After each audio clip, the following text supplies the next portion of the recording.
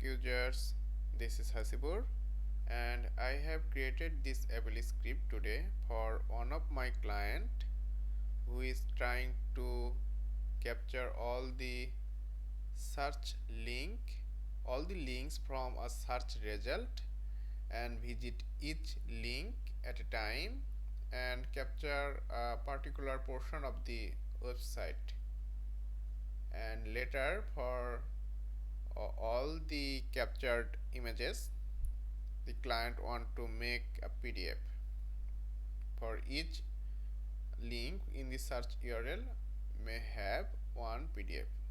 For this job I have created this AppleScript and it is tested and working fine on the client end. So if you need any AppleScript for your personal automation, then just get in touch with me so that we can make a deal.